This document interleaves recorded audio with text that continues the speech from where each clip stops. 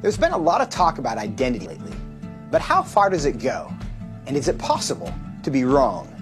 We went to the University of Washington to find out. Are you aware of the debate happening in Washington State around the ability to access bathrooms, locker rooms, spas based on gender identity and gender expression?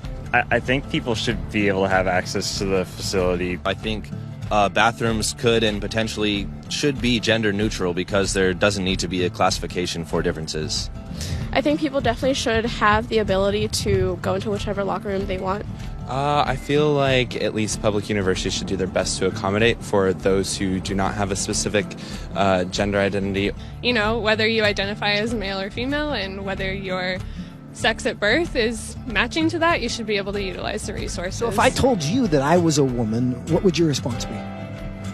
Good for you. Okay, like, yeah. Nice to meet you. I'd be like, what? Really? I don't have a problem with it. I'd ask you how you came to that conclusion. If I told you that I was Chinese, what would your response be? I mean, I might be a little surprised, but I would say, good for you. Like, yeah, be who you are. I would maybe think you had some Chinese ancestor. I would ask you how you similarly came to that conclusion and why you came to that conclusion. I would have a lot of questions, just because on the outside I would assume that you're a white man. If I told you that I was 7 years old, what would your response be? I wouldn't believe that immediately. I probably wouldn't believe it, but I mean, it wouldn't really bother me that much to go out of my way and tell you, no, you're wrong. I'd just be like, oh, okay, he wants to say he's 7 years old. If you feel 7 at heart, then then so be it. Yeah, good for you. So if I wanted to enroll in a first grade class, do you think I should be allowed to? Probably not, I guess. I mean, unless you haven't completed first grade up to this point and for some reason need to do that now. If that's where you feel like mentally you should be, then I feel like there are communities that would accept you for that. I would say so long as you're not hindering society and you're not causing harm to other people, I feel like that should be an okay thing.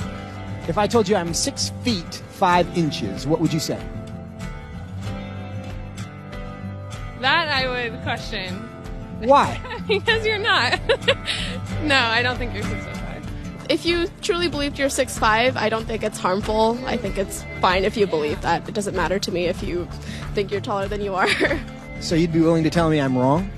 I wouldn't tell you you're wrong. No, but I say that I don't think that you are. I feel like that's not my place as like another human to say someone is wrong or to draw lines or boundaries. No, I mean, I wouldn't just go like, oh, you're wrong, like that's wrong to believe in it, because I mean, again, it doesn't really bother me what you want to think about your height or anything. So I can be a Chinese woman. You sure. But I can't be a 6'5" Chinese woman. Yes. If you thoroughly debated me or explained why you felt that you were 6'5", I feel like I would be very open to saying that you were 6'5", or Chinese, or a woman. It shouldn't be hard to tell a 5'9" white guy that he's not a 6'5" Chinese woman. But clearly it is. Why? What does that say about our culture?